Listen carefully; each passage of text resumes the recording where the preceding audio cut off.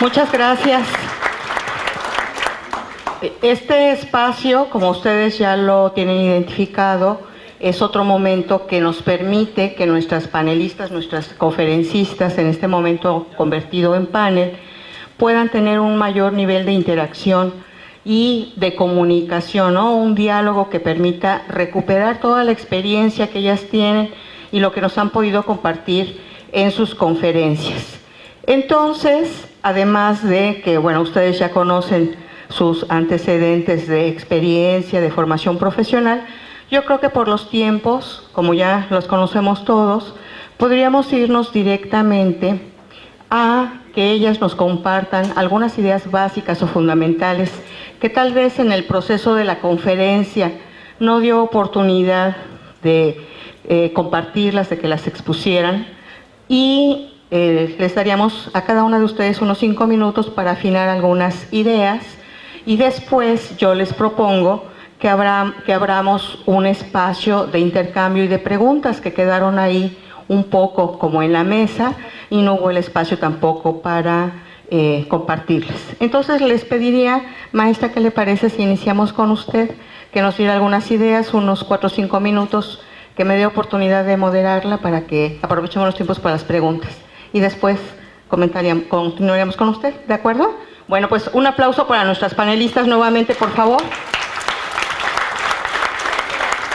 Querida Carmen, vamos a permitirnos disentir.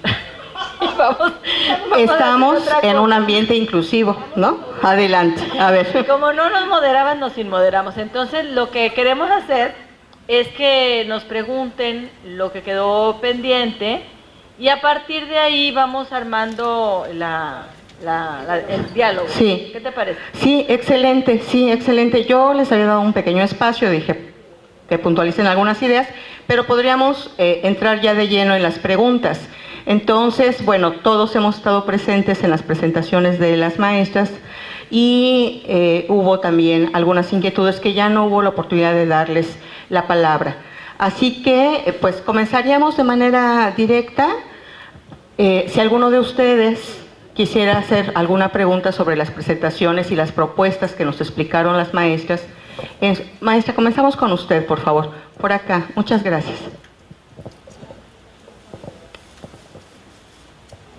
Sí, bueno, felicitaciones por sus exposiciones. Para la doctora Teresa de la Garza, aquí en Baja California Sur se tuvo una experiencia en los 90 de formación con el doctor Eugenio, con profesorado, e incluso pudimos observar el trabajo con niños y con directivos también, preescolar, primaria y secundaria. Entonces ya hubo una primera experiencia. Parece ser que también vinieron a trabajar hace poco con secundarias técnicas, entonces hay una expectativa de continuidad y disposición de hacerlo. La pregunta sería, en la experiencia que ustedes han tenido en el Estado de México que mencionaba, ¿ha habido recuperación de los testimonios del profesorado o de directivos en cuanto a las buenas prácticas y tanto en las situaciones también de a qué tipo de resistencias, obstáculos se han enfrentado, así como de alguna manera de la experiencia de buenas prácticas que se pudieran en un momento dado considerar para su incorporación en otros contextos? Bueno, mire, pasa como con muchos proyectos, que si no se les da seguimiento, empiezan a diluirse y se van desapareciendo. Entonces, yo creo que pues los compañeros que hemos sido formadores de docentes en el país desde los años 80, como Eugenio, que por ahí anda, y yo, y la maestra Mónica Velasco de Guadalajara, hemos capacitado muchísimos profesores. No les sabía decir cuántos, pero muchos. Y no todos han continuado, ni todos han recibido visitas de seguimiento, para que nosotros fuéramos y les fuéramos ayudando a ir profundizando o a ir avanzando un poquito. Entonces, eso pasa en cualquier propuesta, ¿no? Que si no hay seguimiento, si no hay retroalimentación, el maestro se empieza a sentir solo y es demasiado esfuerzo. Entonces, funciona mejor cuando la escuela está comprometida. ¿Qué quiero decir con esto? El director sabe de qué se trata el asunto y la mayoría de los profesores también saben de qué se trata el asunto. Hace ratito estaba yo platicando con la maestra y me decía, es que debe ser la filosofía transversal. Creo que sí, creo que tiene toda la razón. Creo que deberíamos de practicar esta enseñar a pensar a esta comunidad en cualquier área.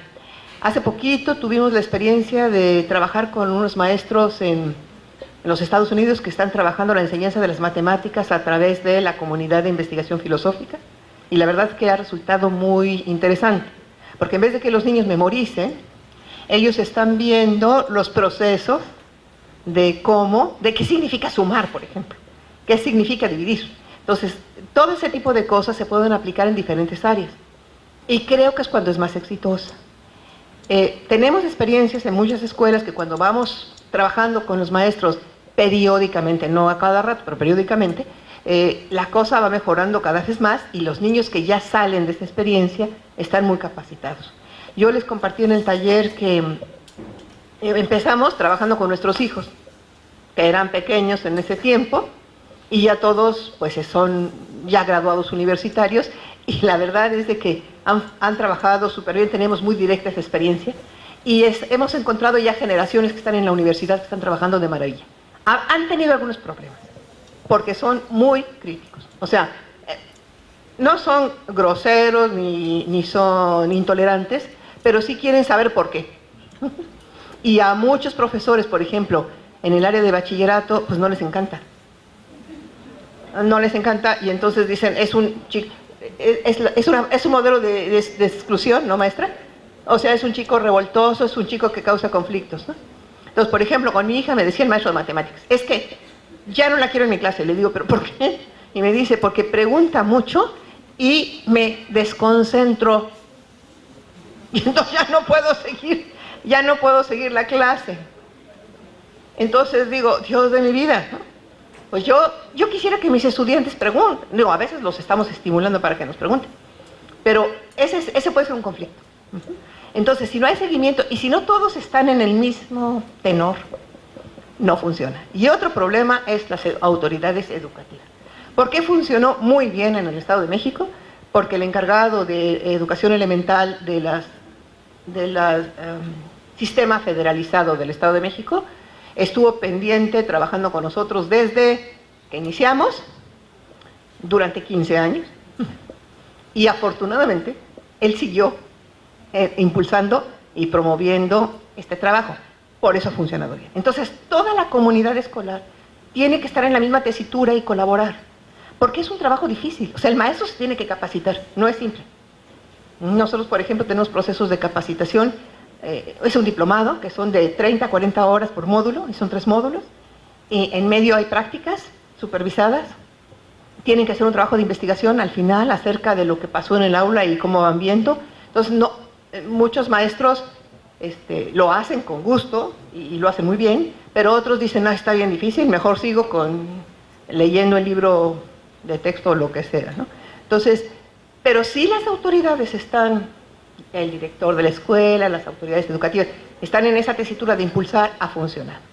En los bachilleratos estamos teniendo ahorita la experiencia, bachilleratos tecnológicos. Estamos teniendo la experiencia de que a pesar de que ya no se capacita directamente, sino en cascada, nos siguen pidiendo que elaboremos materiales para los chicos y que acompañemos a algunos profesores. Y entonces va funcionando un poquito, porque todavía no estamos del todo fuera, estamos dentro con materiales y les diseñamos manuales para el profesor que tienen muchísimos detalles para poderlos trabajar, y ha funcionado, pero sí requiere un esfuerzo, yo creo, conjunto.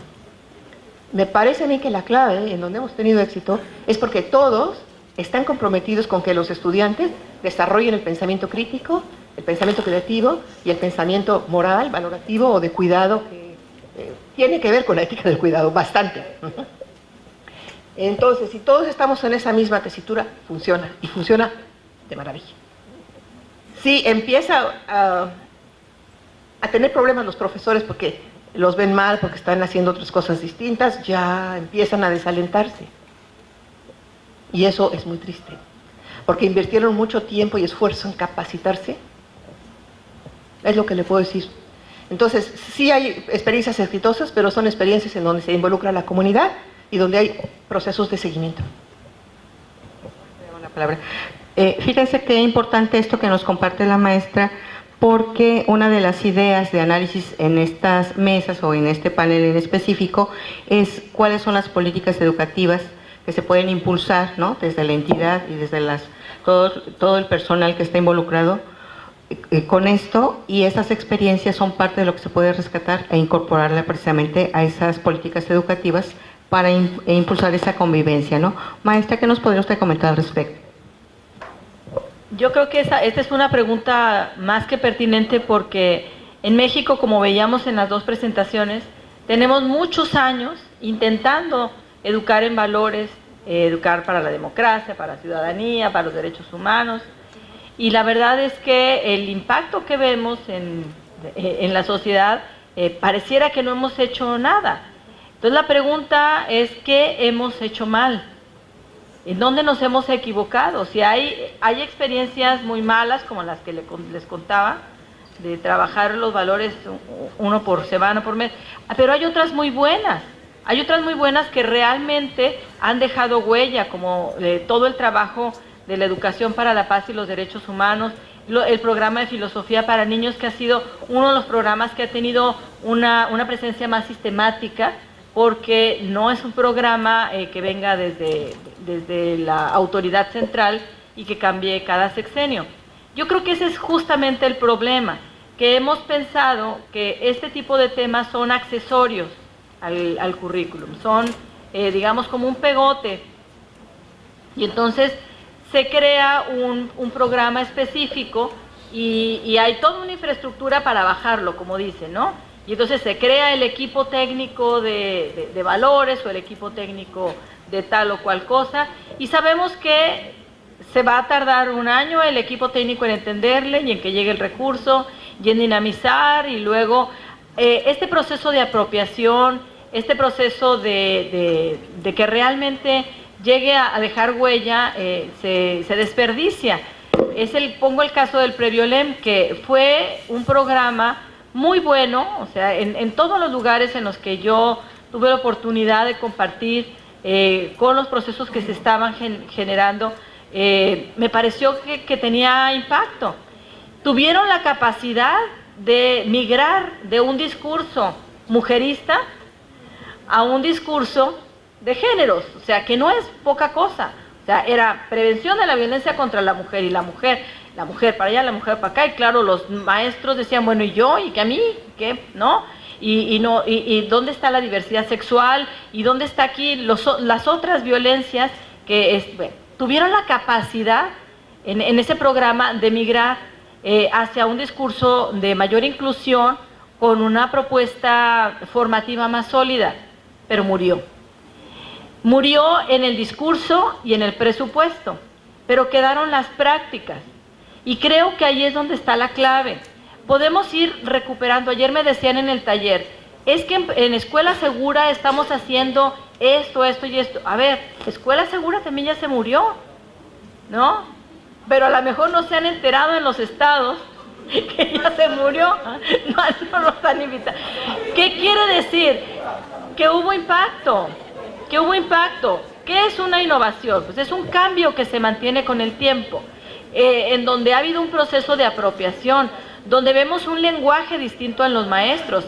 Ayer me sorprendió muy gratamente en el taller que hablábamos de mediación, y tenían claro que era mediación y que no era lo mismo que la negociación, y que hablábamos de socioafectividad y estaba claro. Quiere decir que hay un proceso aquí en el Estado que ya ha dejado huella. Ahora, el asunto es, ¿seguimos como veleros esperando a ver ahora qué nos mandan? ¿No? ¿O hay una propuesta? Somos más proactivos en los estados, y también yo quiero felicitar al señor secretario, que es rarísimo que un secretario se suelte todas las conferencias y esté atento, esté preocupado. Eso quiere decir pues que hay una sensibilidad educativa, pedagógica, pero también política, porque comentábamos con tristeza con algunas de las colegas que ya de repente sonamos como a disco rayado de lo que decimos que se tiene que hacer en la escuela y los maestros lo hacen, pero no está la contraparte de la responsabilidad por parte de la autoridad de lo que tiene que hacer para que eso realmente funcione y se cierre la pinza. Digamos entonces, ¿qué políticas tendríamos que desplegar? Primero, políticas que realmente atiendan las necesidades, que tengan la garantía de que van a hacer, se va a vivir un proceso de apropiación o de construcción colectiva, colaborativa, recuperar las buenas prácticas. Ayer en el taller cerramos con una actividad muy sencilla. En una hojita diseña o anota una estrategia para mejorar la convivencia, una estrategia que ya se ha aplicado. Todo el mundo apuntó porque todo el mundo tiene su estrategia debajo de la manga. Nosotras trabajamos en otro terreno, no podríamos decir necesariamente detrás del escritorio, pero sí que no estamos todos los días ahí con esos 50, con esos 25, con esos 30 que tienen una problemática. Entonces, ¿qué políticas públicas diseñar? Las que vayan generándose desde abajo, recuperando las buenas prácticas, maestra, porque ahí es donde está la magia. O sea, ¿cómo se le hace, por ejemplo, con los temas que están silenciados en el Estado? Me atrevo a decir uno, la trata de personas. Todos sabemos en el país que hay 2 destinos de turismo sexual en México. Uno es Los Cabos y otro es Cancún. ¿Y quiénes son esas niñas y esos niños que están en la prostitución infantil? Pues son nuestros mismos niños. O son los niños migrantes que van y vienen, y como no hay registro, no saben ni dónde quedó la bolita. Bueno, pero ¿saben qué? Los maestros sí los conocen. Los maestros sí saben cuál es la niña que está siendo violentada. Entonces, ¿para qué esperamos que desde México, que ni siquiera sabemos dónde queda una ciudad u otra, no esperemos a que venga desde allá la política pertinente? Vendrán lineamientos. Qué bueno que vengan lineamientos y que se reconozca, por ejemplo, ahora la importancia de la ética del cuidado. Pero en concreto, la política pertinente tiene que surgir de la experiencia, de la propia experiencia de la base magisterial, que le hace mucha falta a nuestro magisterio, que en este momento se le reconozca como que son los que saben, ¿no? Los idóneos para diseñar políticas públicas. Esa sería una verdadera política que tenga un arraigo y que vaya recuperando lo que sí es posible realizar y que recuerden todo lo que ya han aprendido, porque hay muchos aprendizajes que ya se han ido cristalizando a lo largo de todas las intervenciones y de programas externos e internos que se hacen, y ahí hay una sabiduría. Entonces, la invitación sería como que a recuperar eso.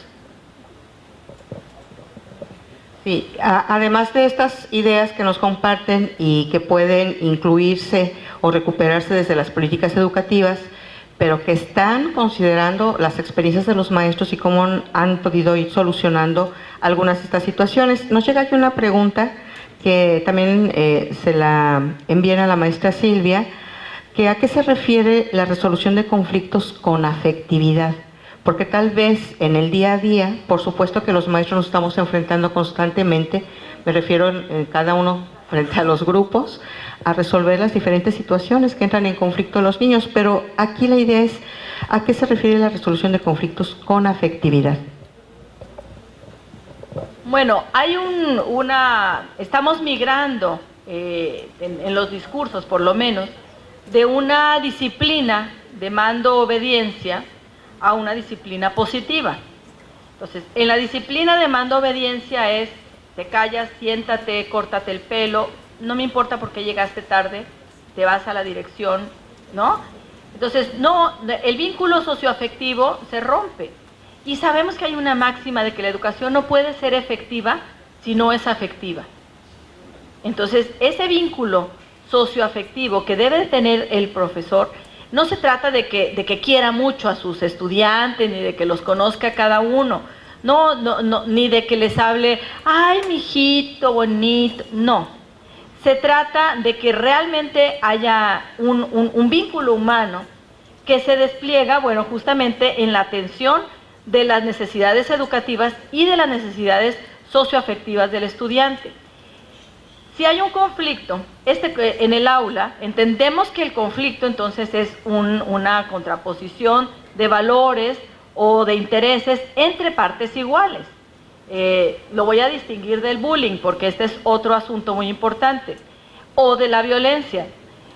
Pensemos en la imagen clásica del conflicto como dos burros, jalando uno para cada lado, ¿no? El mismo burro lo pones de pompas con el otro, ¿no? Y jalando los dos para el mismo. Están en igualdad de circunstancias. Eso es un conflicto, porque los dos quieren ir a un lado distinto y tienen la misma fuerza. En el bullying, por ejemplo, imaginen eso mismo, pero pongan a un burro con un perro, ¿no? Y los dos quieren jalar, entonces no es la misma fuerza. Entonces gana el burro. El bullying no es un conflicto. El bullying no es un conflicto. Entonces, ahora lo que les voy a decir se refiere a los conflictos. No se refiere al bullying ni se refiere a los problemas, pero también los voy a abordar. El manejo de lo no violento de los conflictos, pero con una gran dosis de afectividad, implica que el maestro o la figura que se haya formado como mediadora tenga una posición inicialmente empática, sea solidario, tenga la capacidad de mirar al otro con respeto y como una persona valiosa, y le haga sentir que es valiosa.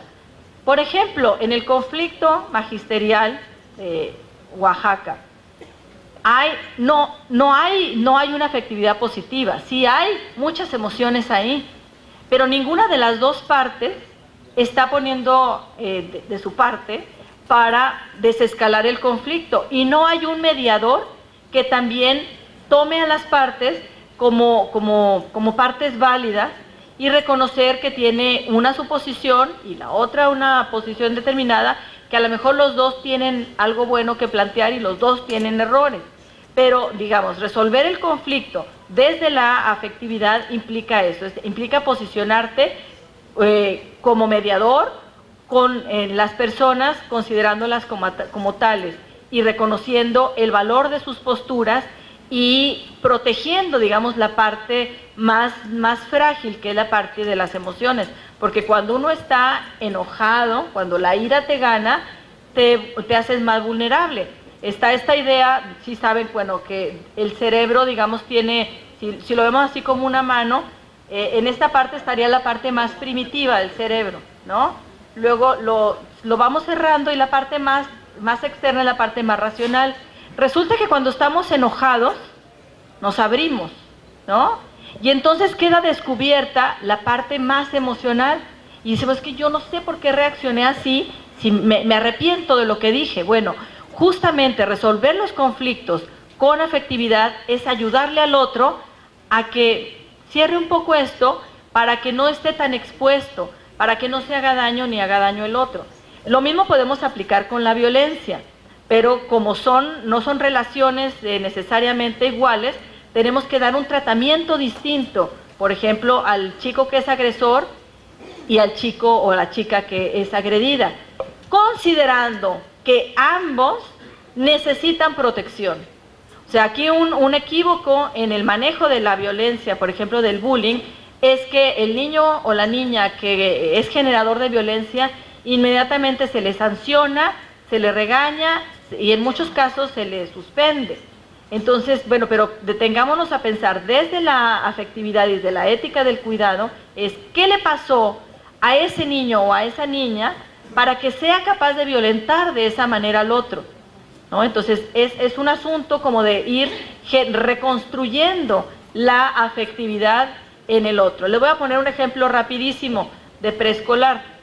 Un niño muy atrabancado, dicen en mi pueblo, pues se levanta así rápido y se machuca a otro niño, ¿cómo se dice machuca? Se queda aprisionado su dedito entre dos bancas, ¿no?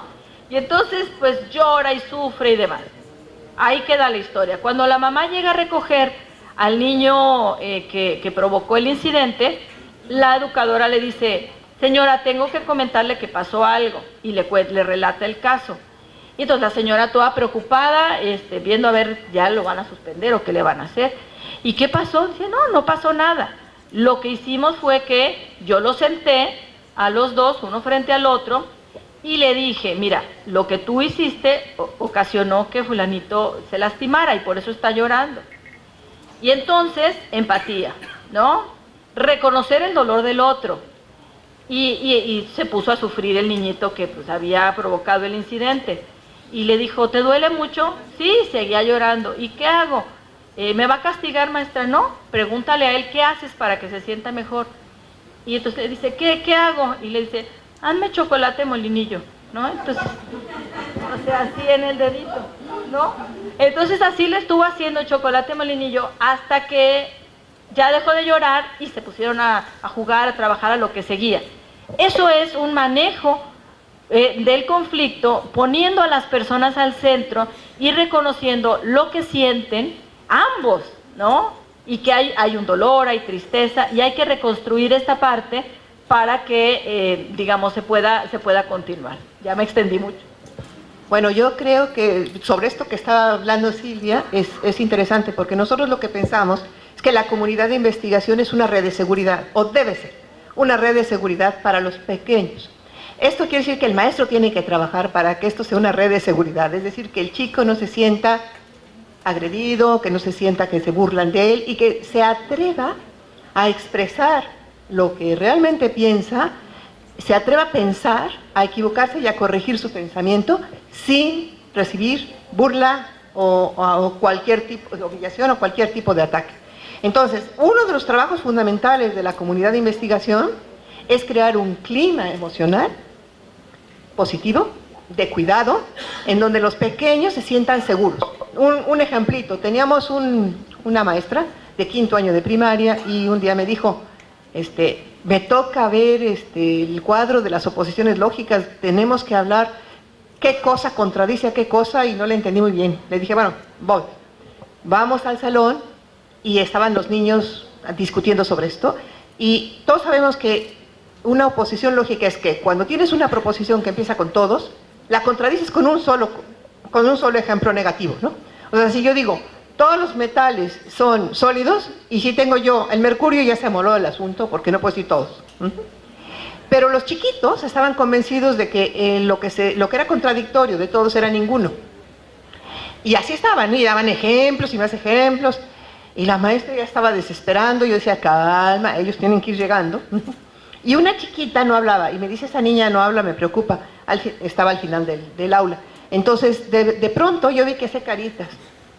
Y hay que estar pendiente de eso, porque el lenguaje corporal te dice mucho de lo que está pasando en pequeño. Entonces yo le dije, ¿tú tienes alguna idea que quieres decir? Dice, sí, pero no sé cómo expresar. Le dije, ¿nos puedes dar un ejemplo? Y me dice, sí. La maestra nos dijo, si uno de ustedes no trae la tarea de matemáticas, todos se quedan sin recreo. Y así que por uno nos fregamos todos. Me dijo eso.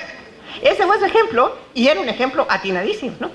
Entonces todos los niños se quedaron como impactados, y aquella chiquita no salía de su asombro de que la escuchaban con atención y que le decían, es cierto, tienes la razón, y siguieron dando más ejemplos.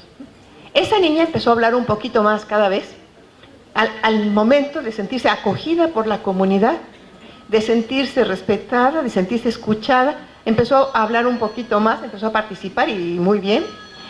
Después la maestra fue averiguando, y parece que ella venía de un hogar en donde el papá era misógino y a la niña no la dejaba hablar. O sea, hablas, bofetada, ¿no? Entonces, claro, este tipo de cosas hace que ella actuaba igual en la escuela, y después no. Cuando terminó el curso nos regaló un dibujo que era muy hermoso y todavía conservo. Es una rosa que se empieza a abrir y decía, gracias por el lugar donde puedo ser yo misma. O sea, si logramos que nuestra aula sea el lugar donde cada niño pueda ser el mismo sin temor a ser agredido, lastimado, excluido o objeto de burla o lo que sea, creo que hemos logrado un gran paso para que esos niños puedan deshacerse de ese sufrimiento innecesario y puedan dedicar sus energías a crecer, a pensar mejor, a compartir con los compañeros los saberes, ¿no?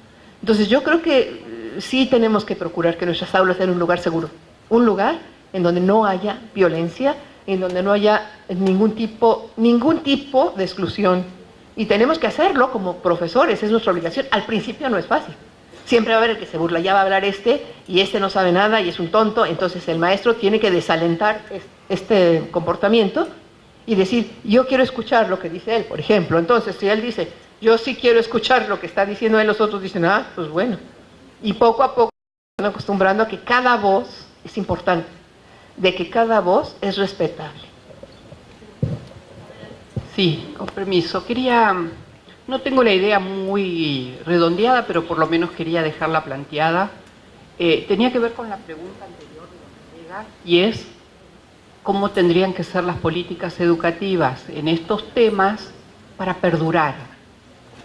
Y por lo menos así yo lo tomé, para perdurar en las emociones de todos, no solo adentro de las aulas, en las emociones de los estudiantes cuando ya no están en el mismo aula, o de los niños, y se me ocurría que, y tú lo dijiste recién muy bien y en los dos ejemplos, que ese proceso de maduración de sus emociones y de su poder expresarse y salir de esa soledad en la que se sentía, la expone en un dibujo y queda ahí en evidencia. Los chicos de educación media y los de primaria también, de básica, chicos, son muy hábiles con los medios de usar el teléfono, un WhatsApp, te hacen un meme como quieren y podrían hacer otro que fuera a favor de la no violencia. Y es un lenguaje, el visual, e inclusive el auditivo, el musical, muchos que a ellos les gustan mucho, que pudieran generar una comunicación sobre la no violencia en sus términos que se puede viralizar rápidamente. A mí me parece que todos los que tenemos muchos años dentro de las escuelas, hay algunos temas que merecen que se salten el paredón de la escuela. ¿Sí? Es una manera de legitimar los actos educativos, de legitimar la voz de los estudiantes, tanta impronta que tiene la televisión, esto y lo otro, ¿y por qué no le damos un golpe en el sentido de instalar otra manera de comunicarnos para estos temas que no son, por un lado, tan duros y por otro lado, tan importantes? Y estoy seguro que cualquiera de los niños y de los jóvenes que están en esas aulas pueden crear algo y lo podemos pasar por WhatsApp, o lo puedes poner en una web, o lo puedes poner en una plataforma, pero en realidad eso me convoca. Si además de ustedes como especialistas, de los docentes, ellos pueden ponerle voz a eso que tú también traías en tu ponencia. Cuando nosotros hicimos la encuesta del 2012, vimos que les preocupaban tales cosas. Cuando hicimos las del 2015, es decir, que ellos saben de violencia, saben lo que piensan, saben lo que sienten. ¿Cómo lo pudiéramos poner, además de todo esto maravilloso y consecuente que ustedes hacen, en otros lenguajes para que les llegue a la familia, para que les llegue a la comunidad, para que les llegue a ellos mismos como hacedores de no violencia y de convivencia? Es decir, pero lo pienso también con el señor secretario, es decir, cómo uno lo pasa en una política educativa que pase el muro de la escuela. Y tenemos los actores, tenemos los pensadores, tenemos esos filósofos que ustedes van a guiar a este proceso de maduración, de la empatía, de cómo manejar lo que nos pasa a todos los seres humanos, las emociones que no son tan lindas, y contar cómo le hicieron. Y yo creo que es de las cosas más bellas que alguien puede escuchar. No son largos, no son costosos hoy día, imagínense antes, había que... Pero quería dejar eso como un granito de arena, como que hay que superar, porque además salió varias veces en estos 2 o 3 días el tema de los papás yendo a las escuelas, algunos directamente a pegarle al docente. ¿Sí? Si no, me lo contaron a mí, yo nunca lo vi, pero no, quiero decir, está pasando mucho. Entonces, hijos que pueden decir tal cosa, trabajamos así, papá, 12, me parece que requiere un discurso más a la altura de este invasivo capitalismo con la televisión y todos los recursos mediáticos a la mano, pero que bueno, que en una propaganda de un shopping lo que valoran es la envidia por cómo se viste el otro y no la convivencia. Entonces, no sé, nuestras creatividades y las de ellos suman. conjunta todos los esfuerzos, ¿no? Como en algunas ideas y las experiencias que nos han compartido la maestra Silvia Conde y la maestra María Teresa. Y otra de las preguntas, que todavía no nos han llegado más preguntas, no sé si alguno de los compañeros maestros de la parte de atrás, si quieren pueden enviarla por escrito, pero a mí me gustaría recuperar otra de las ideas que han expuesto aquí, que es realmente no se puede tener una convivencia sana con todas estas actitudes de exclusión.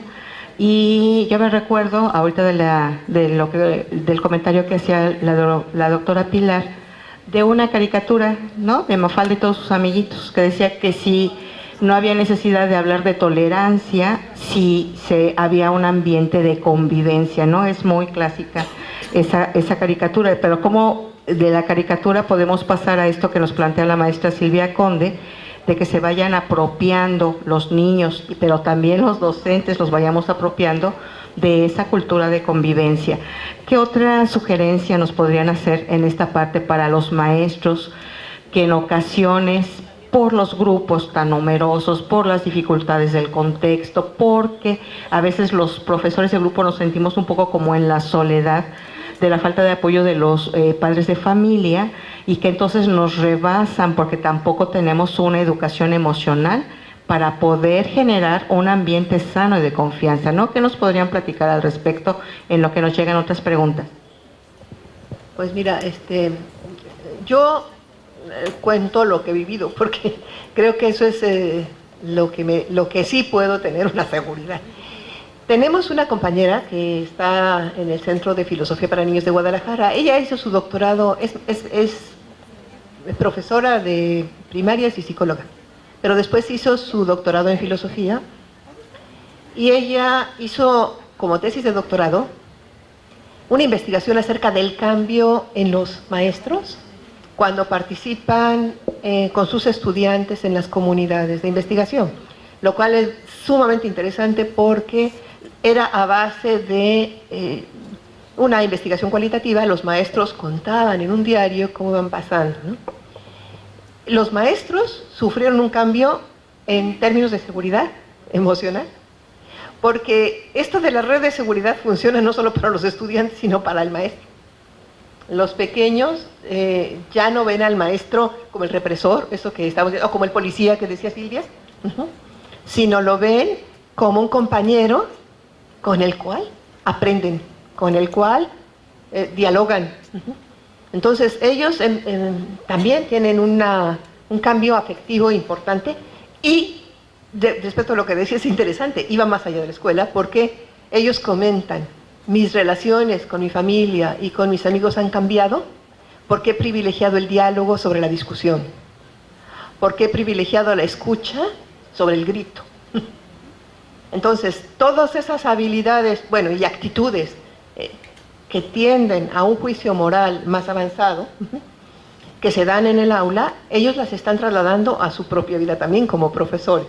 Y obviamente, su práctica educativa, pues claro que tiene una cualidad distinta, empática, solidaria, pero ellos se sienten beneficiados y lo expresan, lo cual creo yo que es algo que habla bien de poder participar en este tipo de trabajo, porque a veces los maestros tenemos demasiados problemas y cosas, estudiamos, nos preparamos y luego no sabemos qué nos toca o dónde quedamos nosotros. Y aquí quedas en la comunidad, en esa red de seguridad emocional, afectiva y cognitiva.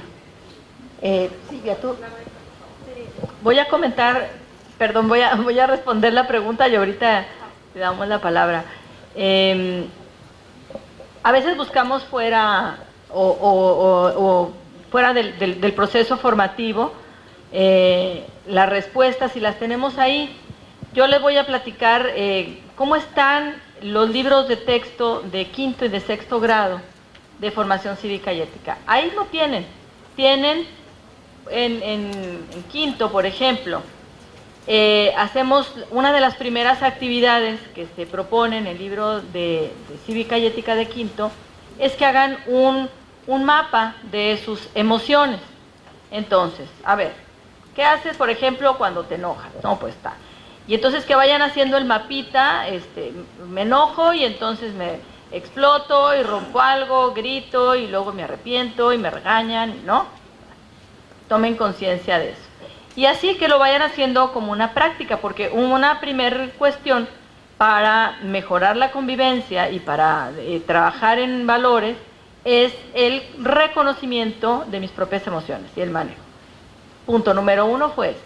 Luego, así hacemos con los valores. Bueno, ¿qué es lo que más te importa a ti? A ver, haz una lista y luego pon los dibujos, o sea, dibújate tú y alrededor pon lo que es más importante para ti y coméntalo con tu grupo. Clarificación de valores. ¿Dónde estoy? ¿No? ¿Cuáles son? ¿Qué es lo que me mueve? ¿Qué es lo que yo preferiría al tener que decidir si hago una cosa u otra en mi vida cotidiana? Bueno, y así vamos gradualmente avanzando. Pero es muy importante lo que decía Pilar. Como estas son cuestiones de la vida diaria, como son cuestiones de las personas, pues no se pueden quedar circunscritas al espacio escolar, ni al aula, ni a una asignatura, mucho menos, sino que tienen que impactar la vida cotidiana de los niños y de los jóvenes. Entonces, bueno, el planteamiento en sus libros de texto es que vayan después del yo al nosotros, y de ese nosotros también reconocer el ustedes que no son nosotros, pero que son iguales que nosotros, y el ustedes que son otro nosotros, ¿no? Para ustedes, y que somos diferentes. O sea, esto parece muy sencillo, pero no lo es, y no es fácil en primaria, pero es una propuesta, digamos, formativa que está en los libros de texto y que los niños no se dan cuenta de cuál es el proceso que se les está planteando. Pero la búsqueda es de que primero reflexiono hacia mi interior, reflexiono sobre las relaciones que estoy estableciendo con los otros, y no solo reflexiono, sino tomo postura y empiezo a discutir mis referentes con los tuyos, porque una pregunta que tenemos que contestarnos es: ¿cómo se enseñan los valores? Bueno, si se enseñan, se aprenden, se construyen o qué. Y entonces esto realmente es un aprendizaje de los valores en la práctica, que sí requiere un proceso de reflexión, de argumentación. Por eso, bueno, el planteamiento de filosofía para niños ha tenido tanto arraigo, porque hay un proceso necesitas reflexionar. La ética es eso, es la reflexión sobre la moral, y yo nunca voy a poder estar claro de cuáles son mis motores morales si no tengo esa reflexión ética. Entonces, en sus libros de texto está, también en secundaria. Entonces, ahí tienen una herramienta útil que, digamos, culmina en cada grado con la acción moral y política en mi entorno inmediato. O sea, yo de poco me sirve trabajar, por ejemplo, la justicia, si yo no contribuyo a que mi entorno sea más justo, ¿no? Si no pongo, no hago evidente aquellos elementos de deshonestidad, o no hago, por ejemplo, una campaña o una señalización de dónde está la violencia, por ejemplo, ¿no? Entonces, de lo que se trata es de que una vez que han trabajado con todo este proceso de reflexión, acción, ética y moral, vayan directamente a procurar transformar ese microcosmos que decía María Teresa. No podemos transformar el país, no nos toca, pero sí podemos ir reconstruyendo estos microcosmos, estos mundos particulares que yo les decía, y ahí generar nuevas prácticas y nuevos significados que luego se pueden comunicar aprovechando las redes sociales. Colega, cuéntenos. Bueno, buenas tardes. Quiero hacer un comentario y pregunta, ¿no? A lo largo de este foro, hablaban de que la inclusión viene de un país democrático, es como una consecuencia, pero creo que en un país como el de nosotros estamos todavía construyendo una democracia. Creo que la inclusión es la clave para una real democracia. Entonces, es mucha la tarea que tenemos en las aulas, y nosotros somos docentes que preparamos para la vida. ¿Qué manera o qué proceso largo va a ser de hacerle ver al alumno tu capacidad es importante, tengan una visión crítica, y que esto no quede aislado a la realidad. O sea, me refiero a que esto que yo valoro en mi alumno, como comentaba la maestra, de que tú puedes lograr ciertas cosas, cuando salen a su realidad, en su realidad son una casa donde su valor son 73 pesos de un salario mínimo. Entonces, ¿cómo que no caiga este trabajo que tenemos los docentes de ver a ellos que son valiosos, que sus capacidades son únicas, porque de eso trata la inclusión? Entonces, ¿cómo nosotros docentes dejar bien cimentado que se van a enfrentar ellos a muchas situaciones, pero que esta inclusión, este valor que nosotros logremos desarrollar en nuestros alumnos, no se vea destruido al momento de salir de la escuela? Porque creo que ya ahí no estaríamos educando para la vida, porque nuestra realidad ahorita apenas estamos sacando lo que es una inclusión, una democracia. Entonces, ¿qué procesos debemos hacer o con qué medidas podemos ir avanzando para que esto se vaya construyendo? Y creo que sí es la clave para un mejor país. Pero que no se vea tomado como una revolución más adelante, porque sí es muy fuerte. Sí, hay dos maneras de cambiar la realidad: o la revolución armada o la educación, y creo que nosotros estamos aquí porque le apostamos a la educación, y creo que es la manera más eficaz y la que tal vez tome tiempo, pero va a permanecer si lo hacemos adecuadamente. Entonces, eso que usted dice sí es bastante importante, el hecho de que estemos no en la democracia, sino en camino a la democracia, bueno, en el mejor de los casos. En todo caso, en la escuela es donde se empieza a gestar la posibilidad de los cambios. Eso como que nos queda claro a todos, y por eso estamos empeñados en trabajar en esto, ¿verdad?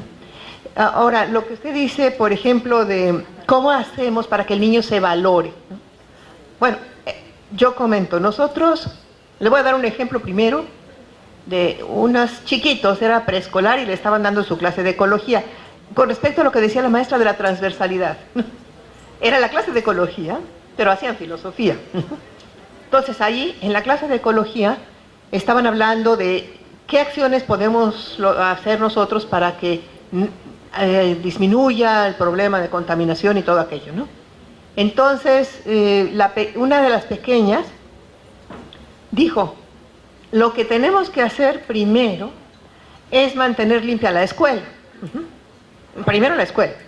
Y entonces otro niño le dijo, ay, pero ¿cómo le vamos a hacer? Y ella dijo, si cada uno de nosotros tira un papel o una basura diario, todos viviríamos en una montaña de basura, lo cual no es deseable, ¿no? Entonces estaba aplicando lo que nosotros llamamos una herramienta de investigación moral. ¿Qué quiere decir? Que usas una estrategia kantiana. ¿Qué pasaría si todos actuaran de la misma forma que yo pretendo actuar? ¿No? O sea, porque él dice, si tu acción se puede convertir en universal, tienes más o menos garantía de que va a estar bien, ¿no? Entonces, si yo pienso que tiro un papel y me figuro todos tirando un papel, la consecuencia no es muy deseable. Tenía 5 años la pequeña, ¿no? Y estaba utilizando esa herramienta de investigación moral. Después de que discutieron un poquito sobre eso, decidieron pues limpiar la escuela, evitar ensuciarla. Y después decidieron irse al parque, que estaba cerca. Y era impresionante ver cómo la gente veía a esos pequeñines levantando la basura del parque. Y claro, esto provocó como un shock en la comunidad, porque las gentes decían, ¿cómo va a ser posible que esos chiquitos estén levantando la basura? Y pues ya cuando uno quería tirar la basura, pues les empezaba a dar un poco de penilla, porque decían, ¡qué barbaridad! Los pequeños estaban dando un ejemplo de solidaridad social, y estaban dando un ejemplo de que son agentes de cambio. Y eso los empodera, ¿no? Decía Matthew Lipman, hay que empoderar a los niños. ¿Y qué quería decir con ello?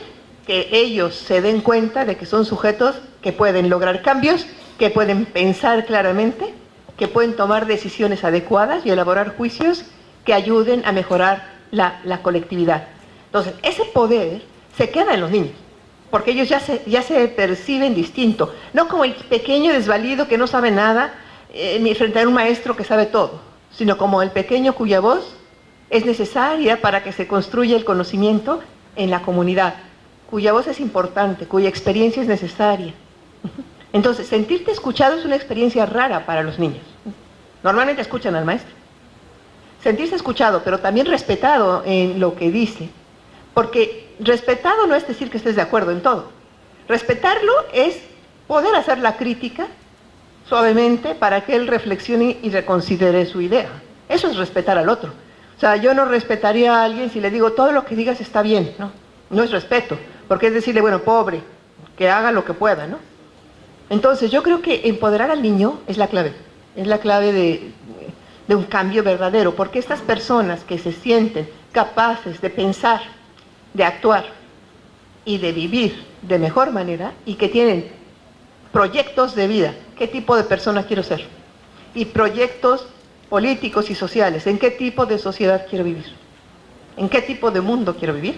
Esos niños, obviamente que no van a ser esos niños socabajeados y solos, ¿no? Creo que lo que dijiste tú es muy importante. Solos. A veces el maestro está en soledad y el niño está en soledad y eso no es muy buena consejera para desarrollar una conciencia social. Entonces, cuando se sienten parte de un grupo que trata de descifrar el mundo y encontrarle sentido, creo que les da una fuerza interna que debemos cultivar. En la parte de mi charla no llegué al tercer elemento, que era la convivencia democrática, y ahora lo estamos tocando, porque pues, todo esto que hemos hablado alude a la convivencia democrática. Y hay una cuestión que ha dicho María Teresa que es muy importante, la comprensión crítica. Tú dices, bueno, ¿cómo le hacemos para que ese niño que vio una manera de comportarse, de convivir aquí en la escuela, que se le escucha, por ejemplo, y que se le valora, y luego llega a su casa y no se le valora ni se le escucha, ¿qué pasa con eso? Puede ser que si no tiene muchas herramientas, el niño diga, bueno, aquí hay dos formas de hacer las cosas y desarrolle lo que se le ha llamado una doble moral. Pero nuestra tarea como educadores es justamente darles más herramientas de comprensión crítica para que entiendan que la realidad social es histórica y culturalmente construida, es decir, que es producto de lo que hacemos y de lo que dejamos de hacer. Esto para nosotros es muy claro, para los niños no, porque ellos llegaron a un mundo estructurado que ya estaba la cosa así, o sea, yo no descompuse el mundo, yo ya me lo encontré contaminado, violento, corrupto, y yo qué culpa tengo, ¿no? Bueno, ellos se encontraron con ese mundo. Por eso, en la formación ciudadana se habla de dos procesos muy importantes. Uno es la memoria histórica. Y ahí tiene mucho que ver, pues, las asignaturas de historia, también español, geografía, entender cómo era nuestro mundo. El maestro Enrique Florescano me dio una cátedra maravillosa cuando íbamos en un camino de Ciudad de México a Michoacán. Me dijo, mira, ese es un sauce llorón. Fíjate cómo toda la carretera está llena de sauces llorones. ¿Qué quiere decir eso, Silvia? Ahí no sé, que aquí había un río. Aquí había un río. Entonces, así me fue hablando de la historia de toda esa zona de la ciudad el camino de la Ciudad de México a Toluca, cómo era antes, y todo puede saber a través de la vegetación, a través de los árboles. Entonces, ¿qué hicimos con esta zona? ¿Qué hicimos con bueno, entonces esa memoria que puede estar en los árboles, que está en el centro histórico de las ciudades, ¿y quién fue este fulanito de tal Melchor Ocampo? O sea, yo vivo en la calle Ocampo, ¿y quién fue Melchor Ocampo? Bueno, nos podemos ir hasta allá y reconocer que, claro, la sociedad que tenemos es producto de lo que hemos hecho y de lo que hemos dejado de hacer en el pasado remoto, pero también hace 5 años, hace 2, ayer. Entonces, hay una responsabilidad ahí que se va, lo que decías del parque, o sea, ¿cómo se fue ensuciando este parque tanto? Bueno, pues se dejó de limpiar, ¿no? Dejó de pasar el camión recolector, o etcétera, etcétera. Entonces, la memoria es una herramienta extraordinaria para formar la comprensión crítica y formar en valores. En las escuelas tienen esa práctica instituida. Hagan un relato de lo que hicieron en las vacaciones, ¿no? Eso es muy bonito. Bueno, pero ¿por qué no lo revisamos? ¿Por qué no lo leemos realmente? ¿Por qué no, más allá del garabato, de si ya me entregó el relato, vemos qué hay ahí detrás? Y hay muchos ejercicios bien interesantes en donde en esos relatos te cuentan cosas dramáticas de lo que les pasó en las vacaciones y el maestro solo le pone un revisado. Entonces, ahí nos están comunicando cosas los chicos. Pero más allá de la memoria, está el otro componente que es la imaginación política. Si el mundo es producto de lo que hacemos o de lo que dejamos de hacer, ¿cómo nos imaginamos el mundo? Pero les tengo una buena noticia, ese es un contenido curricular. Segundo grado de secundaria, no, tercer grado de secundaria, formación cívica y ética, el ciudadano que quiero ser, cómo me imagino el mundo y cómo tengo que ser yo para que ese mundo exista. Es un contenido curricular, pero como cívica y ética es una materia que no importa, entonces pues se pasa así por encimita. Pero tenemos eso ya en los contenidos curriculares, más allá del currículo, podemos generar una práctica cotidiana de la imaginación política. Eso quiere decir, esto no me gusta y puede cambiar de esta otra manera. No me gustan cómo están los baños. En muchos casos los niños dicen, es que mejor me aguanto a hacer popó para llegar a mi casa porque no me gusta el baño, ¿no? Ah, bueno, pues no te aguantes. Vamos a hacer algo para que los baños estén mejores, ¿no? Esa es la imaginación política en cuestiones concretas que pueden desarrollar la capacidad de agencia, es decir, de que yo soy un actor que puede transformar el entorno. Esto es convivencia democrática. Convivencia democrática no es solamente hacer consensos ni votar, sino también colocar en los estudiantes esa capacidad de que esa idea de que pueden transformar el mundo. Y si pueden transformar su entorno inmediato, también pueden transformar lo que pasa en su hogar. Es muy complicado. En México estamos viviendo una situación muy crítica, que se está deteriorando el tejido social muy rápido. No le podemos dejar a los niños la responsabilidad de cambiarlo, pero sí les podemos dejar, digamos, esa esperanza de que puede mejorar, de que no necesariamente se tiene que ir deteriorando cada vez más. Sí, totalmente de acuerdo. Sí, fíjense que algunas de las preguntas que nos envían aquí vuelven a centrar la mirada en uno como profesor de grupo. Y está desde que sí es importante todo esto del trabajo con los niños y con los padres de familia, pero aquí nos llegan dos. Dice una, me dicen que debo comprender al padre de familia, al director, al supervisor y todavía más, ¿no? A mis alumnos y a mis compañeros. La pregunta es, ¿quién me comprende a mí? ¿No? Que ya lo abordaron un poco.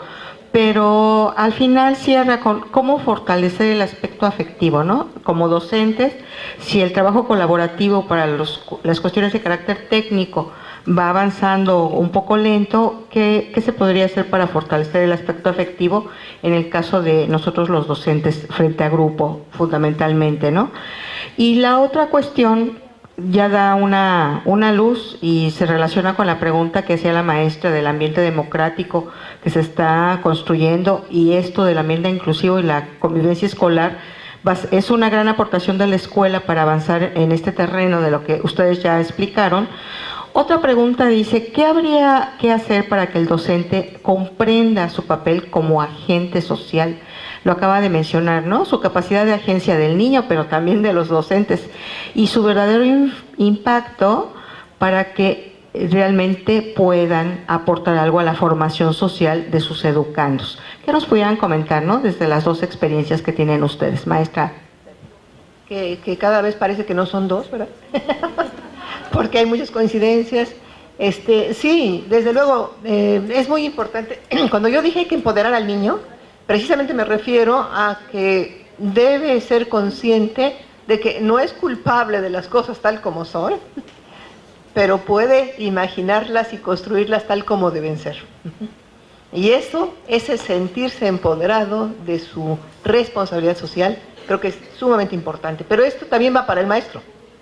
El maestro tampoco es culpable que las cosas estén como están, pero es responsable. Pero es responsable porque es agente de cambio y puede empoderarse. Entonces, ahí decía una pregunta que al maestro no lo comprenden. ¿Quién lo comprende? ¿Quién lo comprende? Yo por eso decía hace rato, es que la comunidad escolar tiene que estar en una misma tonalidad de trabajar para cambiar las cosas en beneficio de la comunidad, o sea, no nada más de los niños, porque a veces se dice, no, es que la enseñanza es centrada en el estudiante y todo eso. Sí, pero no es el único actor, está también el profesor y no debe sentirse solo, sino que debe tener, en muchas escuelas hay la comunidad de investigación filosófica de docentes y ellos se reúnen periódicamente y hablan y argumentan sobre qué está pasando, cómo podríamos mejorar, qué ideas se les ocurren, y utilizan exactamente la misma estrategia que trabajan con sus estudiantes, pero para trabajar con sus pares y sentirse apoyados y sentirse seguros para poder proponer cosas que usualmente uno solo no se atreve a proponer, ¿no? Se puede llegar a consensos y se puede proponer cosas de cambio en la misma escuela, o en la comunidad, o en los procesos educativos, o en las estrategias. Y pueden compartir estrategias. Hay muchos maestros que dicen, a mí me funcionó esto. El otro día una maestra me comentaba algo que es tan simple que yo me quedé, mira qué ingeniosa esta maestra, porque decía, los alumnos están trabajando sobre la justicia. ¿Y qué es justo y qué no es justo? Y hablan de igualdad de oportunidades. Creo que hay uno de los temas, ¿verdad?, de igualdad de oportunidades. Entonces esta maestra puso un bote de basura en el centro del salón y a cada niño le dio una pelota de papel, pero los colocó unos muy cerquita, otros lejos, otros en otro ángulo, y dijo, todos tienen que echar la pelotita al bote de basura, ¿no? Claro, los que estaban cerquita, pero los que estaban lejos no la atinaban. Entonces empezaron, no es justo, no es justo. Entonces dice, bueno, la igualdad de oportunidades sería que todos tuvieran la misma posibilidad de insertar la pelotita en el bote de basura, y entonces los niños empezaron a comprender a qué se refiere esa igualdad de oportunidades. O sea que partiendo de entrada tenemos que decir, un principio elemental de justicia es que todos tenemos que tener posibilidad de lograr el objetivo escolar, de aprendizaje. Entonces, poco a poquito, con estrategias tan sencillas, simple como esta, pero que es muy visual y que es muy cercana a la experiencia de los niños. Aquí la idea es que el niño le encuentre sentido a su experiencia y que el maestro le encuentre sentido a la suya, porque también a veces nos sentimos rebasados o nos sentimos solos y nos sentimos que no vamos a poder con el paquetazo, ¿no? Pero si tenemos una comunidad de apoyo, digamos, es interesante. Y nosotros, por ejemplo, hemos intentado construir una comunidad incluso fuera de las fronteras, porque a veces las experiencias de los compañeros de otros países nos han ayudado. Tuvimos aquí trabajando en un proyecto de educación multicultural en comunidades indígenas de Chiapas a un compañero del Centro Español de Filosofía para Niños que tenía experiencia en Bolivia, porque ahí ha trabajado mucho, y con él hicimos materiales, proyectos y todo, sin que él cobrara un centavo más que tus gastos. ¿Por qué? Porque hay la solidaridad de vamos a compartir lo que ya sabemos, aunque las fronteras no nos importan tanto, ¿no? Y yo creo que esa es también una estrategia que debemos fomentar. Vincularnos con nuestros colegas. Los colegas de Baja California Sur pueden aprender de las experiencias de los colegas de Campeche o de los colegas de Puebla. Y aquí lo hemos visto, hay compañeros que vienen de otros lugares y quieren compartir, ¿no? Creo que debemos ayudarnos así mutuamente y construir esa gran comunidad de profesores para no sentirnos tan solos, como en esa pregunta que hasta sí que me hizo sentir un poco triste, ¿no? Porque un maestro debe sentirse apoyado y debe sentirse comprendido, porque ya difícil es su labor, como para que además se sienta solo e incomprendido, ¿no? Entonces yo creo que sí tenemos que trabajar mucho la comunidad escolar para apoyar. Bueno, nos han preguntado en esto que lees sobre estrategias concretas en el aula, pero también aluden a un tema importante que es el bienestar socioemocional del maestro. En la presentación, cuando vean la presentación completa de la mía, encontrarán ahí un par de láminas dedicadas a esto, al bienestar profesional del profesorado. Sabemos, bueno, y es un fenómeno muy estudiado, el de los llamados maestros quemados, ¿no? El maestro que ya se enferma, que ya no quiere ir a trabajar, porque siente que su trabajo no rinde frutos, que lo que hace en la mañana se le echa a perder en la tarde, se siente poco valorado, etcétera. Entonces, hay un incremento de ese malestar profesional en México. Tenemos mucho desgano, particularmente en educación media superior, es donde se encuentran más maestros quemados. No se puede mejorar la convivencia ni el aprendizaje con esas condiciones, porque no son condiciones de trabajo, no son condiciones humanas de trabajo. Creo que ese es un primer aspecto que hay que abordar, y yo les hablaría ahí de la gestión ética. ¿A quién le toca atender ese problema? Pues le toca en primera instancia al personal directivo, a los supervisores y a las autoridades educativas. No se trata de que comprendan al maestro, se trata de que generen condiciones de trabajo adecuadas para que un ser humano que está educando a otros seres humanos esté en equilibrio, ¿no? Y eso implica reconocimiento de su labor. Y no se trata de que esté, ay, muy bien, maestro, en el cuadro de honor está ahora Pilar Posner, ¿no? Se siente la diva. No se trata de eso. A lo mejor a algunos les ayuda la medallita, el premio, pero lo que más importa es reconóceme como profesional en el día a día. Pregúntame cómo se le hace, yo sé, ¿no? Bueno, sabemos que esto es un contrasentido ahora con el discurso oficial. Me permito disentir del discurso oficial porque definitivamente pienso que no cualquier profesional puede ser maestro. Y eso es una gran bofetada al magisterio, ¿no? Sí. O sea, tenemos que partir de ahí.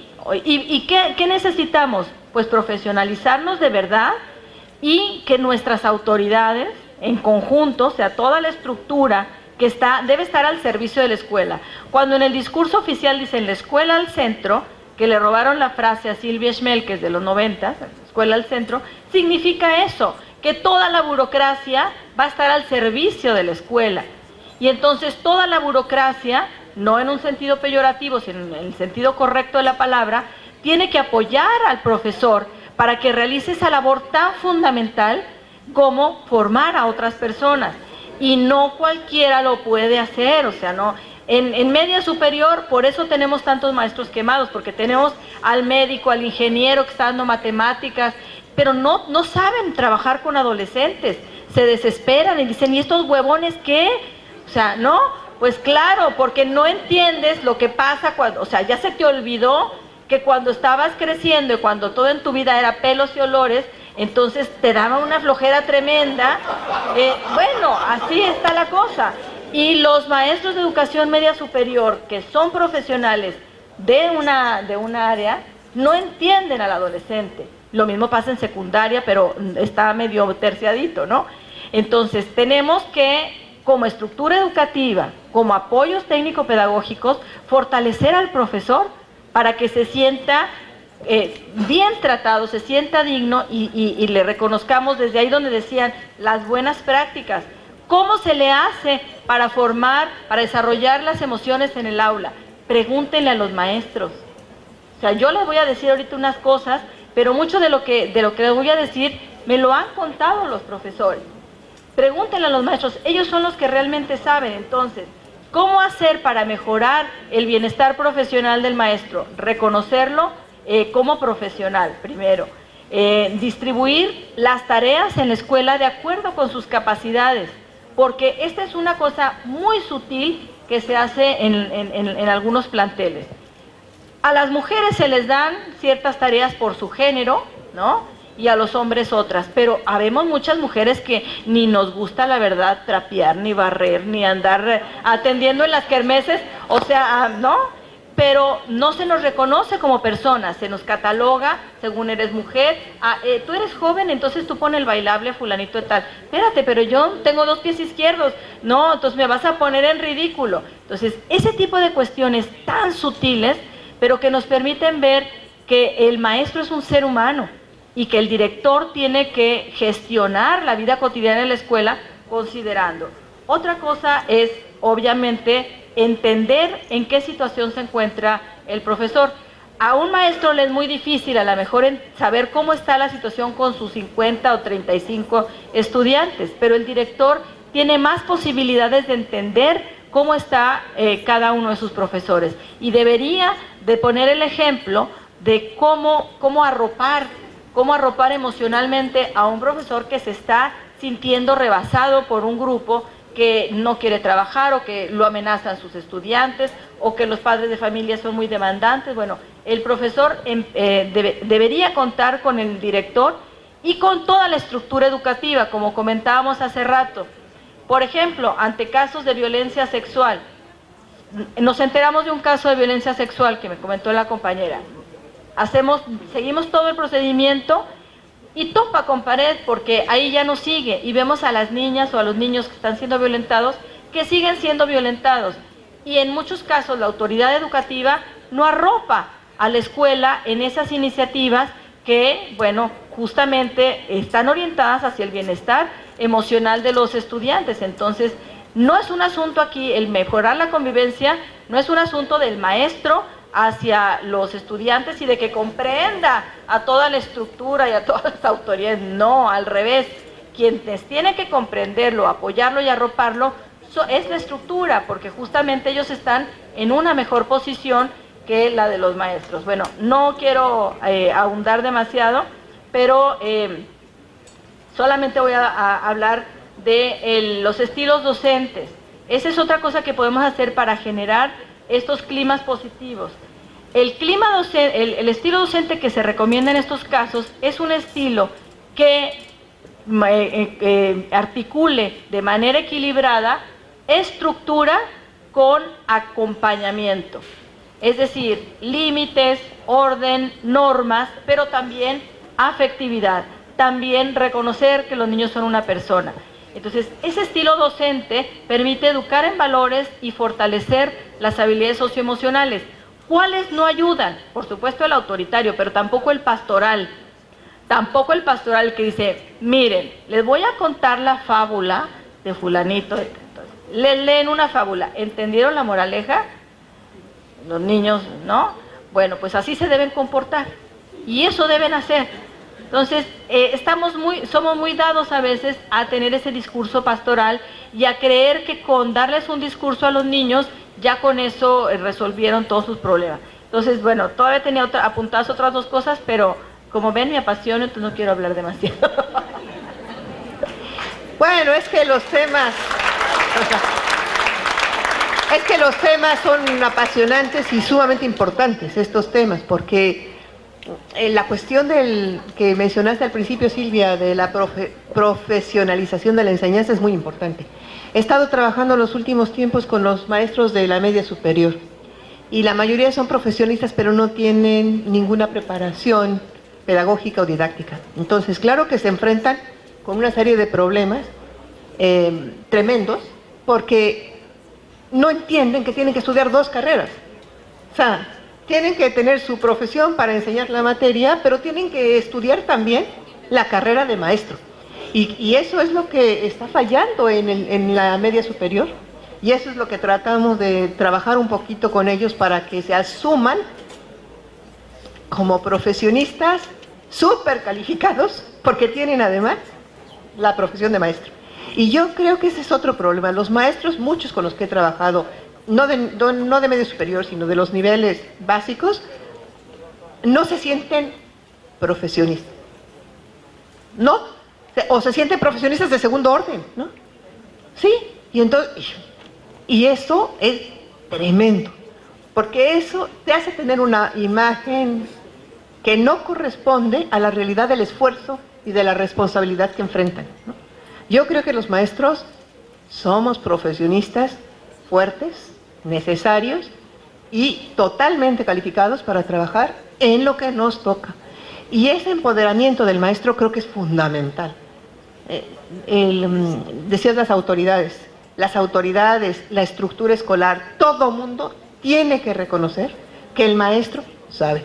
Por eso les decía yo que la maestra que inventa la estrategia del bote de basura, y cuántas otras hay que no están inventando y que nos las dicen a nosotros y nosotros decimos, wow, entonces voy a escribirlo aquí para poder compartir con otros profesores y que tal vez les sea de utilidad.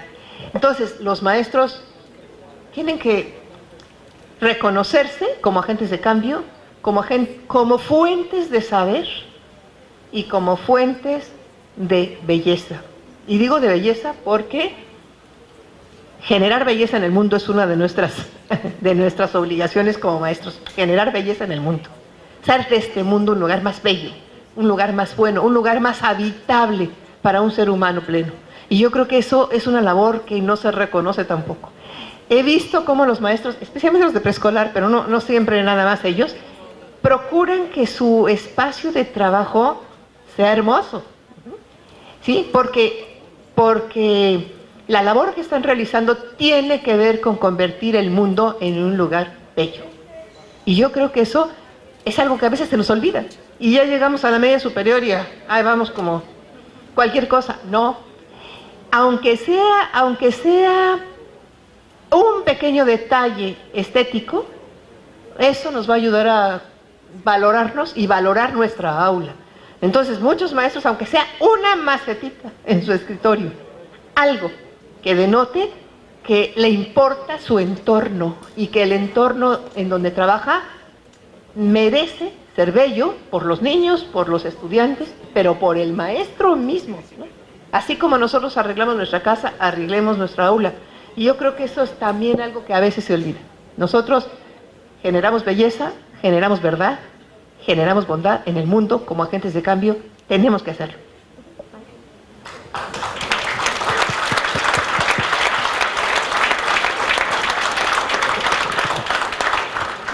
Maestras, ¿me van a permitir la impertinencia de incluir un elemento distorsionante quizá y diferente a lo que ustedes van haciendo, que es muy interesante porque es profundizar, pero es profundizar siempre en la misma idea? Entonces yo creo que una de las cosas que nos faltan en el sistema educativo es la ejemplaridad. Esa es una clave que a mí me parece fundamental. Entonces, la ejemplaridad proviene de una ética personal que no está condicionada por si me valoran, no me valoran, me premian, no me premian, me consideran, no me consideran, sino porque yo tengo este deber y lo voy a cumplir en la medida que pueda hasta las últimas consecuencias. No es lo de Sócrates. Yo acepto morir porque tengo que dar ejemplo. Entonces, eso es una cosa que yo creo que nos está faltando en el sistema educativo. Y claro, la ética no puede venir de abajo. Generalmente es mucho más productiva si la ética viene de arriba. Quitando a los políticos, que son otra cosa, no quiero hablar de ellos, son distintos. Sus cualidades, sus cualidades humanas están totalmente, vamos a decir, camufladas. Pero a partir de ahí, el sistema, por ejemplo, los supervisores. Es decir, un supervisor no puede tener autoridad si no es ejemplar. Entonces, ese señor o señora, si va a la escuela y tiene autoridad académica y autoridad moral, puede decir, esto está bien, esto está mal, esto está regular, esto debe hacerse así o esto podría hacerse así. Lo mismo digo de los directores. El director es, además de, por decirlo así, el jefe de personal de la escuela, también es el modelo, o es el símbolo del modelo, al menos. Y entonces, si ese director es respetado por la comunidad, entonces a la comunidad, a los maestros, a los papás, les va a ser mucho más difícil rebatirle. Porque cuando ese señor hable, todos van a estar de acuerdo en que habla un ser ejemplar. No, claro que la ejemplaridad es relativa y que nadie es perfecto, pero una cosa es que sea relativa y otra cosa que sea inexistente. Y claro, a veces estamos pecando en el sistema educativo de una pragmática que yo vengo aquí porque es mi sueldo y porque este es mi trabajo y entonces acepto esto pues porque no puedo trabajar en otro lado. No, los docentes en la mayoría, trabajan en educación porque les interesa la educación. Y sí, en su pequeño territorio son bastante ejemplares. Son bastante ejemplares con los niños y tratan de ser ejemplares con los papás. Entonces, todo eso se tiene que pedir hacia arriba, porque entonces nosotros nos convertiremos realmente en agentes del cambio ese que estamos hablando y se nos oirá con autoridad. ¿No? Entonces yo simplemente quería plantear que aunque la ejemplaridad es muy difícil en este mundo en el que estamos viviendo, evidentemente sí es posible en nuestro terreno, es decir, en nuestra parcela de desempeño profesional, y que entonces habría también que tenerla en cuenta para poder tener autoridad en la sociedad.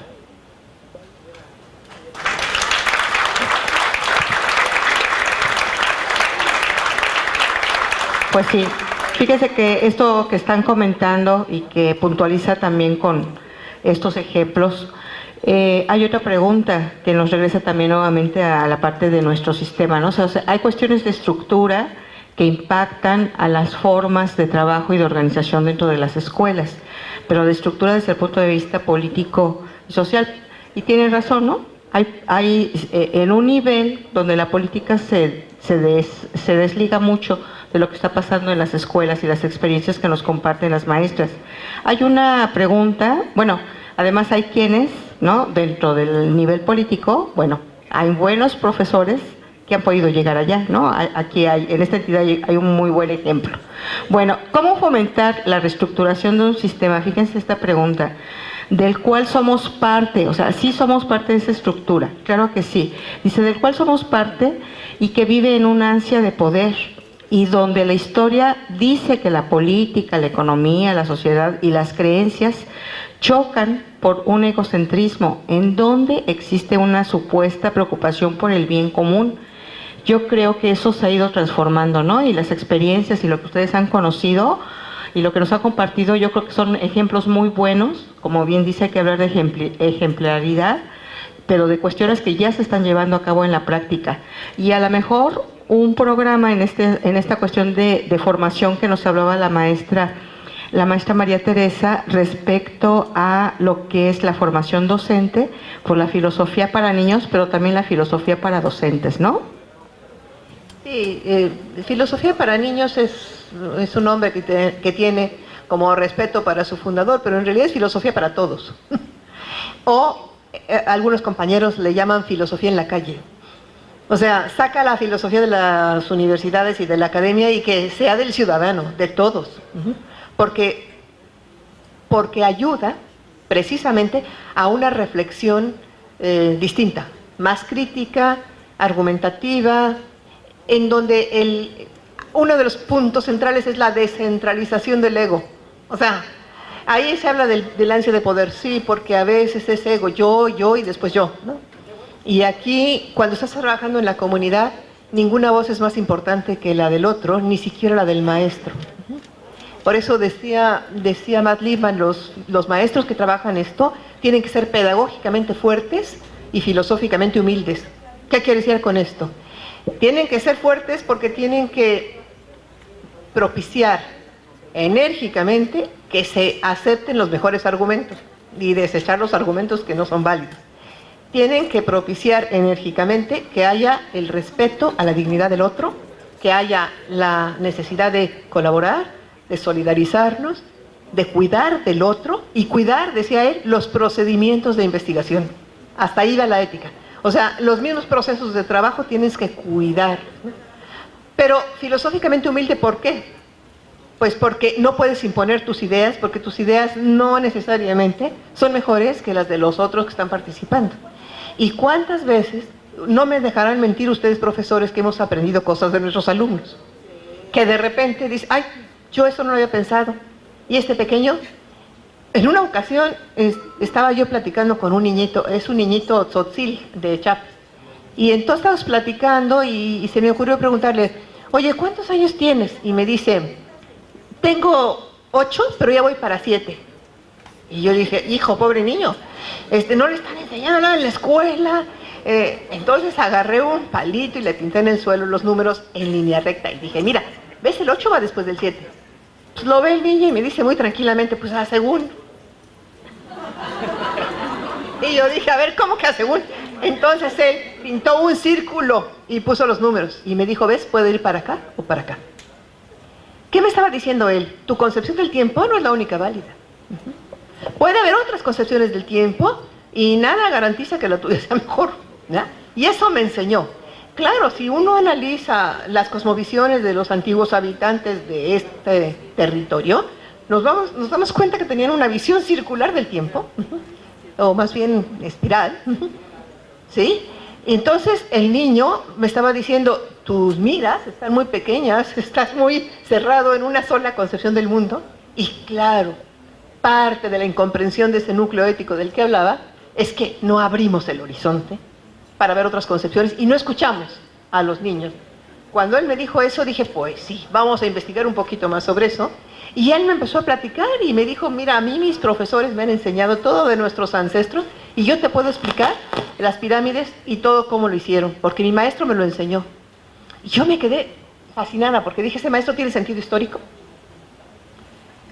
Empodera al niño dándole la fuerza de su origen, que tiene grandes ancestros que hicieron grandes cosas, que procede de una estirpe valiosa y además que puede enfrentar su concepción del tiempo a otras concepciones sin temor.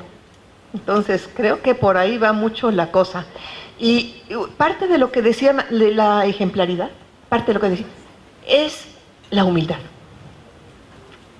O sea, ser humildes quiere decir, estoy abierto a escuchar y aprender de otros y también de mis estudiantes. Yo sé que mi profesión tiene fama de que somos un poco arrogantes, pero bueno, a lo mejor algunos sí, pero en el núcleo de la filosofía está la humildad. Está solo sé que sé muy poquito, casi nada, o más bien nada, ¿no? Y si no somos humildes, estamos cayendo en el dogmatismo, de pensar que nuestra verdad es la única verdad, y de no escuchar, por ejemplo, a ese pequeño que me enseñó que mi concepción del tiempo es limitada y que tal vez tengo que pensar un poquito más allá de ella para poder comprender más cosas sobre cómo viven otras personas que no tienen esa visión occidentalizada del tiempo. Entonces, eso es parte de lo que me parece importante en la ejemplaridad que mencionaba. Ser humilde. Y eso nos cuesta trabajo, porque nos han dicho, el maestro pues es el que sabe. Pues sí, pero no sabe todo, y lo que sabe es muy valioso, pero puede aprender también de sus alumnos.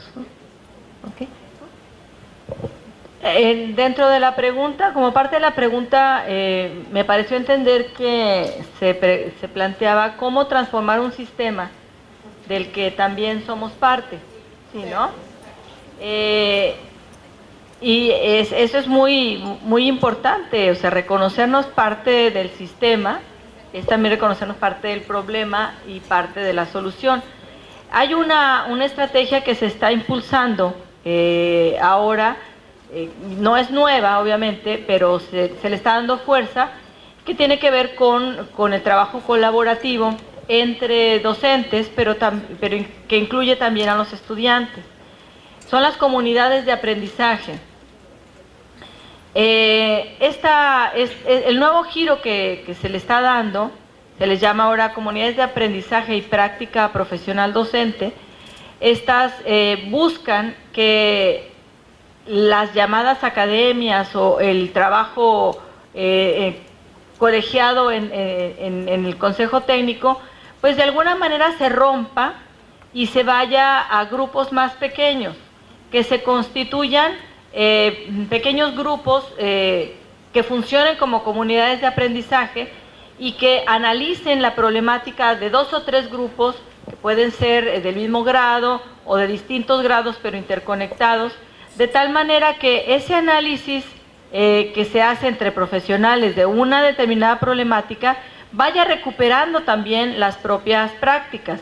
Y entonces es un proceso en donde hay una planificación conjunta, articulada con ay, me distraje, Es una planeación conjunta en donde se articulan las buenas prácticas y se le da solución específica a los problemas que se tienen en esos grupos, aprovechando la expertise de cada uno de los que están ahí involucrados, inclusive de los estudiantes. Por ejemplo, en Chihuahua hay una experiencia que se llama Renovación Pedagógica, que aplica esto y que tienen un punto de partida muy interesante, el triple autodiagnóstico. Entonces, por ejemplo, a los niños les piden que hagan una carta a su maestro. Y entonces todos los estudiantes hacen una carta al maestro que quieran. Y luego los maestros los sientan y a ver, ahí está tu paquete de cartas, cada uno tiene su paquetito de cartas. Algunas cartas pues son muy aplaudidoras y maestro, usted me ha enseñado tal, pero otras son muy críticas y ponen el punto en la llaga, ¿no? Y hay maestros que tienen así un montón y todas son negativas, no se comparte con los demás, o sea, es una parte de introspección. Y bueno, algo similar se hace con los padres de familia y después se sientan todos. A ver, tú le echaste la culpa a él a ti, entonces vamos a sentarnos juntos y a ver cómo le hacemos. Vamos a aprender de nuestros problemas y a reconocer de manera autocrítica en que nos estamos equivocando. Bueno, durante todo el ciclo se va generando este proceso y se forman pequeños núcleos para que justamente 3 maestros con 2 estudiantes y un padre de familia saben que se van a sentar o van a platicar a la salida y, oye, ¿cómo le vamos a hacer para tal cosa? Bueno, le vamos a hacer así, ya está. Pero durante todo el año están trabajando juntos. A veces tienen más tiempo para reunirse, a veces no se pueden reunir. En algunos casos se utilizan las nuevas tecnologías de la comunicación para hacer un grupo de WhatsApp y demás. El chiste es encontrar de manera creativa otros modos de hacer las cosas. O sea, si las estructuras de trabajo colaborativo en la escuela son rígidas y poco funcionales, busquemos otras, pero también incorporando a los otros actores, porque en muchas escuelas hay un diálogo de sordos, ¿no?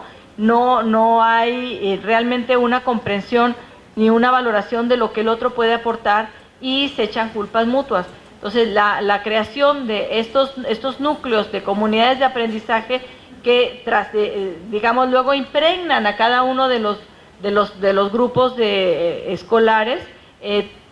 Bueno, vamos a ver cómo funciona y qué resultados tiene, pero en algunas telesecundarias se ha aplicado y hay un proceso muy interesante de ruptura de prácticas viciadas. O sea, finalmente, en un sistema educativo que tiene, digamos, tanta dificultad para moverse, una de las primeras cosas que tenemos que hacer es romper esos círculos viciosos.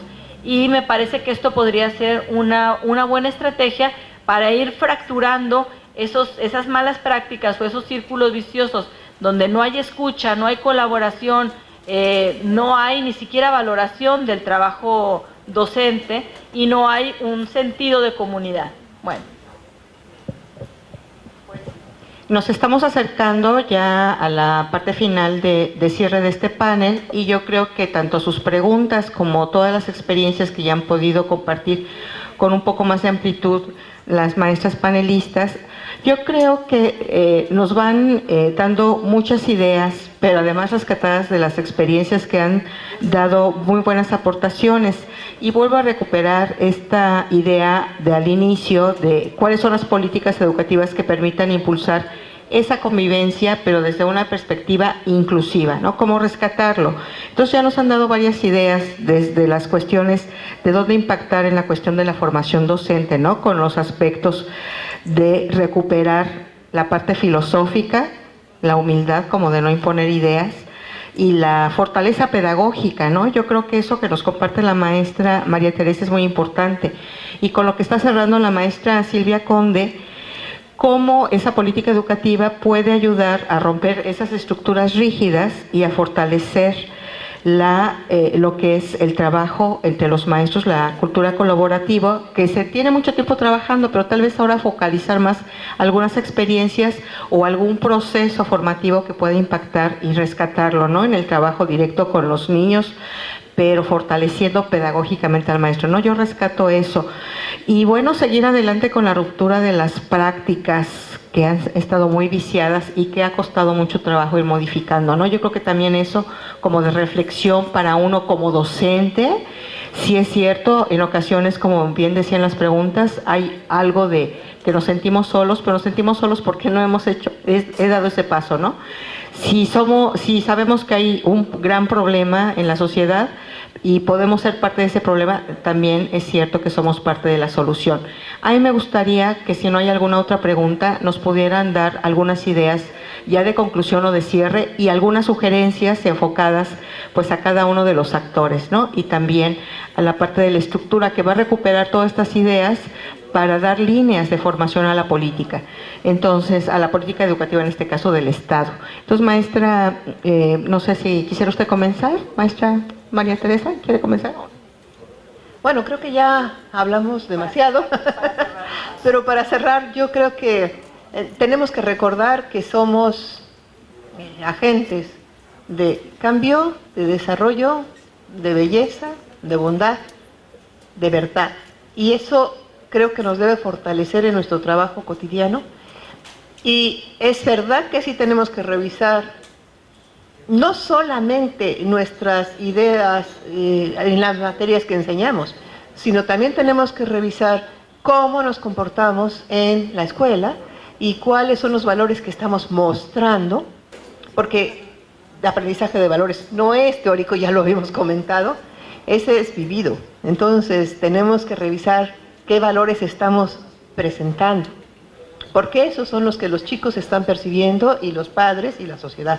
Entonces tenemos que tener ese cuidado, porque si somos un bastión de algo que tal vez vaya en contra de esa ola de corrupción, violencia que estamos viviendo.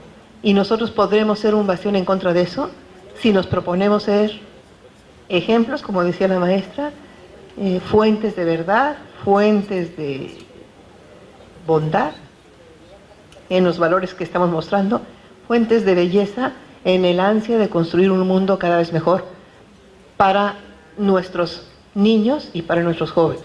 Entonces, pues yo creo que no más que eso. Trabajemos en comunidades, ya están las comunidades de aprendizaje, está la comunidad de investigación, tienen cosas comunes, unas son más hacia el trabajo, otras son más didácticas, pero la estrategia es la misma, es saquemos provecho de los saberes de cada quien y hagámoslos de una forma precisa, razonada, argumentada, basada en la experiencia y con una orientación hacia el bien común.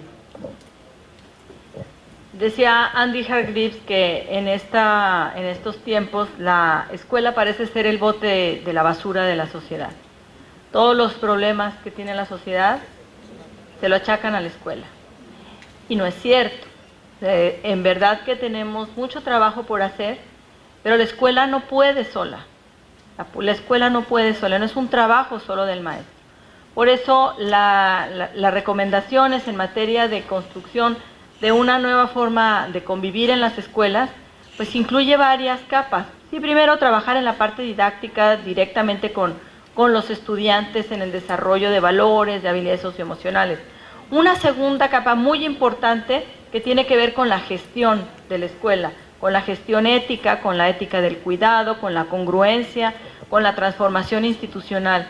Pero la tercera es la que casi siempre se olvida y es la parte de la cogestión de la convivencia, y ahí toca que la escuela se vincule con la comunidad y que el sistema educativo esté realmente al servicio de la escuela. Entonces, si aquí en Baja California Sur van a emprender una política de transformación de la convivencia, sería buenísimo que hicieran una estrategia multinivel integral para que realmente toque todos los puntos sensibles. Muchas gracias.